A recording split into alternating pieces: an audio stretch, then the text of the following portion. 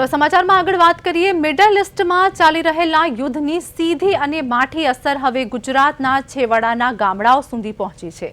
વડોદરા જિલ્લાના સાવલીમાં આઈપીજી ગેસના સપ્લાયમાં મોટો ઘટાડો થતા ગૃહિણીઓ અને સામાન્ય જનતા મુશ્કેલીમાં મુકાઈ ગયા છે। સાવલીમાં આજે વહેલી સવારથી જ ગેસ સિલિન્ડર મેળવવા માટે લોકોની મહેરામણ ઉમટી પડ્યા હોય તેવા દ્રશ્યો જોવા મળી રહ્યા છે। ધોમધકતા તાપમાં મહિલાઓ અને વૃદ્ધો કલાકો સુધી લાઇનમાં ઊભા રહેવા મજબૂર બન્યા છે। ભારતની ગેસ માટે મિડલ ઈસ્ટ પરની નિર્ભરતાના કારણે સપ્લાય ચેન ખોરવાઈ છે, જેની અસર સ્થાનિક સ્તરે અછત રૂપે જોવા મળી રહી છે। લોકોમાં ભારે રોષ પણ જોવા મળી રહ્યો છે અને તંત્ર પાસે માંગ કરવામાં આવી રહી છે કે ગેસનો પુરવઠો વહેલી તકે રાબેતા મુજબ કરવામાં આવે, જેથી રસોડામાં ફરીથી ચૂલા સળગી શકે।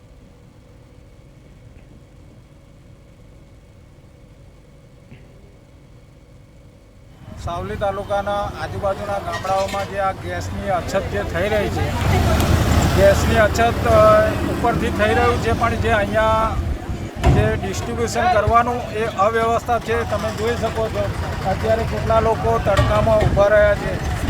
સમયની અમર્યાદા હોવા છતાંય કોઈ પ્લાનિંગ નથી। તો સાવલીના જે સિસ્ટમના જે કર્તાઓ છે એ લોકોને એવું કહો કે અહીંયા થોડી વ્યવસ્થા કરે ને પ્લાનિંગ કરે। આવી રીતે કેવી રીતે લોકોને પૂરતા બોટલ મળતા નથી? આજે એક કલાક અહીંયા તડકામાં ઊભું રહેવાનું, સમય ધંધો રોજગાર બગાડી અને શું કરવાનું?